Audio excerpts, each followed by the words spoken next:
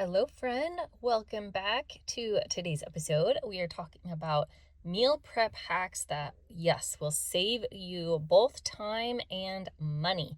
And I will be explaining how they will save you time and money as we go along. So go grab something to take notes and let's get into it. Okay, so we're talking about meal prep hacks, and this is prepping your meals. So in the past, I've talked about how important it is to meal plan before you go grocery shopping. That saves a ton of time and money. I have a great episode 66 to check out if you want to start there, back with the meal planning.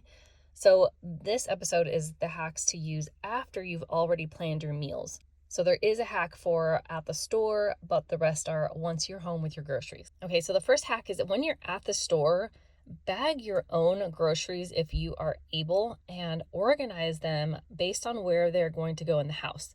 So you can have a different bag for freezer foods, a different one for pantry or dry good items, wherever that you store those, another bag for refrigerator items, and another bag for anything that needs to get prepped before it gets put away.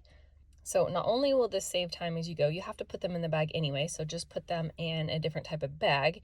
And if you have reusable bags that are different styles like I do, I'm always collecting them somehow.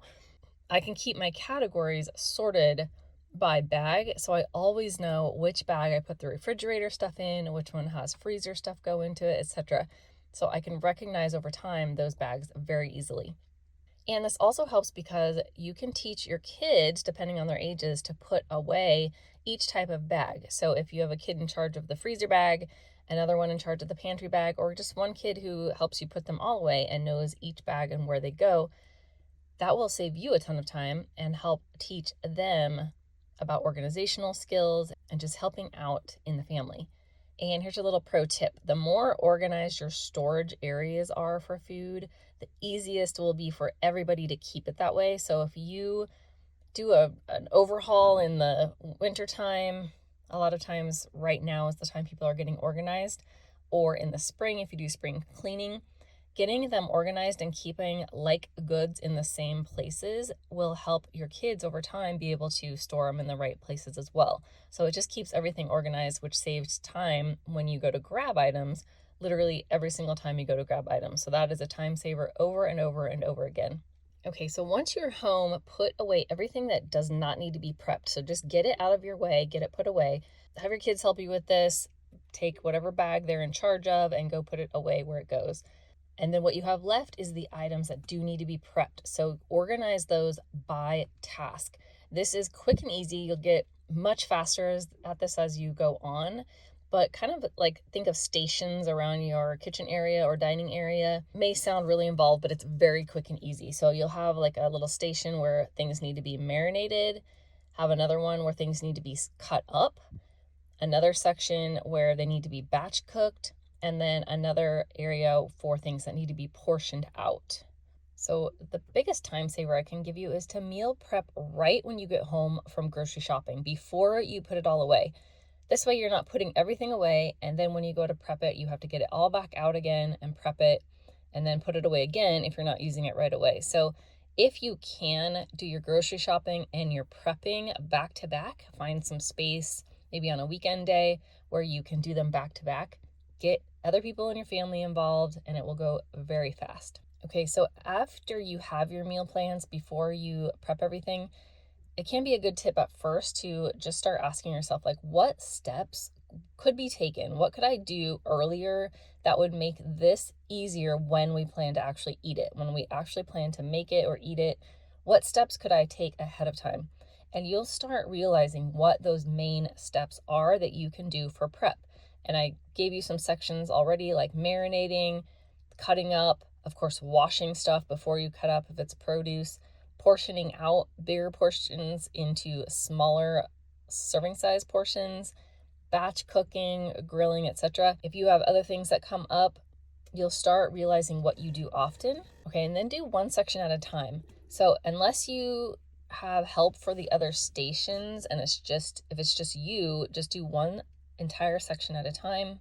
Of course, if you have help, have somebody else do another station fully. So at whatever station you're at, get out any items that you need. So if you're, for example, at the marinade section, get out any sauces that you need or spices. If you're making a rub, any storage containers that you're going to need. If you're portioning out, or if you're marinating and putting them into some kind of container. If you're cutting, you might need your food processor, etc. So whatever you're needing for each section, whatever section you're at, get everything out that you're going to need and do the entire section first until it's finished. This will allow you to repeat the same task over and over, which helps you get faster as you go. So it prevents changing your focus, which I don't know if you've ever heard, but multitasking is not a thing. Your brain cannot focus on more than one thing. It can shift back and forth pretty quickly or seamlessly, it may seem like, but it actually does prevent some of your focus, and you have to refocus on the task as you return to it. So by doing the same task over and over and over, you're keeping your focus where it's at, which saves you a lot of time. So marinate any of your meats immediately. Anything you need to marinate, do it immediately. If you need to cut or chop anything in smaller sizes first before you marinate that, then do that. It can save you a lot of money to buy larger portions of meat and then cut them yourself. So even if it's a really large piece where you're cutting them into steaks or roasts that you're going to cut up into stew meat or stir fry strips or whatever it is you're needing for the meal, you're paying a lot more for that labor to be done at the store. So buying larger cuts and cutting them yourself will save you a lot of money. So you can do that first before you marinate anything. And a pro tip, keep your knives sharp. That will allow things to go much, much faster. For every section, as you're storing them, as you're putting them into containers, make sure you are labeling and dating everything. This will make it easier for grabbing them when you need them, and you'll use them up by expiration or by in order, so that older items are getting used up first and nothing ever gets wasted. Okay, so wash and cut up all of your week's veggies at once. Use a food processor. I don't know if you're like me, but if I'm just doing a small chopping job, I do not want to get out my food processor and deal with cleaning it and all that. But it is so much faster than me cutting up my veggies. So by doing it all at once, that is a great time to get out that food processor. It's worth it because you're going to get a huge job done in no time at all. And then by rinsing your dishes, of course, immediately, the parts of the food processor, they get clean instantly. Nothing has time to dry or stick to them. Another hack is just to buy in larger volumes that are less expensive per unit of measurement. So you may need to do some math at the store. Sometimes the smaller sizes are on sale and they actually work out to cheaper per unit. It is not always a larger volume being cheaper, but other times the larger volumes are what's on sale. Or even if they're not on sale, they may be still cheaper. So do the math as you're buying the things at the store, of course, but buy whatever is the cheapest per unit. And then when you're at home, before you put them away, portion them out the size you want. So if it's portioning out an amount for cooking for a meal, if it's portioning out a snack that you've bought a larger, maybe a big bucket of crackers or pretzels, and you're portioning them out into serving sizes so they're easier for you to grab later to pack for lunches, easier for your kids to grab. And I don't know about you, I don't know if your kids are this way or even you, I've done this myself, but taking a bag of, let's say, potato chips and eating out of the bag, way more chips get eaten than if they have been pre-portioned and only one serving size has been taken out. Plus, this is a great time to teach kids about serving sizes. So teach them about the portions, about looking on the packages if it's something that is processed, so it will have the serving size listed on there, and teach them those healthy habits of not just grazing without even thinking about what they're eating while they're doing something else. And of course, it's a great time to just teach them about what items will fill them up longer. Say a piece of fruit that has some good fiber in it is going to last longer than some chips or crackers, and that junk food actually leads to more cravings and not feeling full. So we tend to eat way more.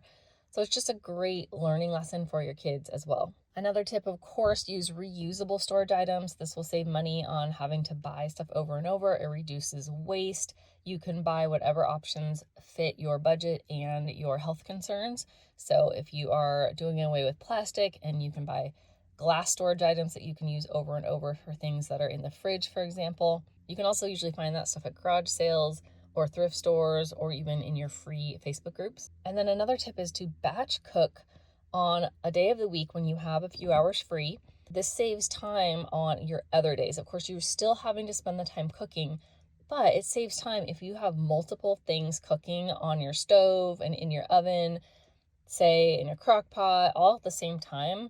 You are actually cooking, say, 5 meals at the same time instead of cooking each meal 5 nights during the week. You're spending 5 times as much of your time.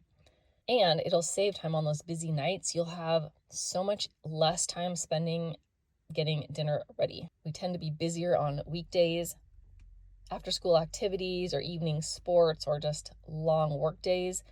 And we're just more tired after a day of work. So when you have time on the weekends, when you feel more rested, that's a great time to spend some time batch cooking. Plus, you're cutting down on getting all your pots and pans out over and over and over, and utensils to cook with. And this can work just not even on meat. So meat, of course, this works well on. It works well on grains like rice or quinoa, things like that. Those are actually better for you after you cook them and refrigerate them anyway. They turn into resistant starches, which are better for your gut. And beans, you can get packages of dry beans and cook them in a crock pot or a pressure cooker. And then, of course, as you're batch cooking, think of even cooking larger quantities of the same meals. So if you're grilling, grill way more than you planned on grilling for one meal, or bake way larger quantity. If you're making spaghetti sauce or taco meat, it's just as easy to make a few pounds of taco meat than it is to make 1 pound. You still have to stir it around and put the seasonings in and get it all ready. So you might as well make several pounds, and then you have it ready to go later in other weeks. This works well for soups, casseroles, etc. So it just takes as much time to make multiple servings as it does one. So that's a great way to get a lot of your future meals done for the same time. And utilize different appliances so you can roast multiple items at the same time. Just sort them on different baking sheets. You can have meats roasting on one baking sheet, veggies on another one, different types of veggies on different pans if you need them sorted out. Use a crock pot for another meal going, but double or triple it up. Same with your Instant Pot. They all cook larger quantities. And in fact, the crock pot and Instant Pot and air fryer, those are so great for cooking the larger quantities without all of your hands-on work of stirring, searing, basting, all the steps that you have to do if you're cooking in a pan, for example. So I love having my appliances work for me. And you can make ahead any portion of your meal and freeze it for another time, but you can also make the entire meal and pre-portion it out. So this will work for making 3 times the batch of lasagna at once and have 2 more lasagna dinners ready to go. But this also works if you want to pre-portion out your meal into easy grab and reheat single-sized entrees. That can be great for lunches on the go, or for a night when just everybody wants something different and they can each grab their own single entree, choose what they want, and heat it up and eat. Hot breakfast items are also very easy to pre-cook a lot to have on hand and to freeze. Things like pancakes, of course, and waffles, muffins, breakfast burritos are a great option, egg bites, frittatas, overnight oats. All that stuff can be done ahead of time and have several servings ready for throughout the week, or just for other times ready in your freezer. And then any snacks that you hand make, some of them are really easy. Homemade granola bars, protein balls, trail mix, that can all be very easily made, even like toaster pastries, things like that. Think about any of those that you go through a lot in the week, and what can you make yourself and prepare ahead of time to be used all week long or frozen for other weeks. And for any of your food prep tasks or cleanup tasks as well, think of anyone else in your family that you can get involved to be responsible for each different task. So it's great if kids are responsible for a certain task, maybe throughout the entire week or the whole month, like every weekend for the whole month, they're in charge of the same task. They get really good at it. They get a lot of practice. And then you can switch. If you have multiple kids, you can switch tasks the next month, and they get really good at each and every task throughout their time growing up. It helps you, saves you a ton of time, and it teaches them some great skills. And then my last tip is to teach older kids how to actually cook a certain meal. I heard this great tip. I can't take credit for this. I heard one time, you teach a kid, have them responsible for making the same meal like once a week for an entire month. So maybe it's spaghetti or tacos or whatever it is that that kid is interested in learning or you think would be a great place for them to start. Teach them, help them out making that meal for the first couple weeks, and then have them make that meal the next couple weeks so they get really good at it. And now they have an entire meal that they can make for the family every time you decide to have that meal. So eventually you can start meal planning and actually having different family members in charge of making the meal for dinner. All right, that's what I've got for you today. I hope you have some great notes that you can start implementing and getting your family involved. I hope it helps you save a ton of time and money going forward. And practice makes not perfect, but way better. So just start somewhere and repeat that task over and over until you're good at it and then learn more. All right, take care, and I will talk with you next time. Blessings to your families.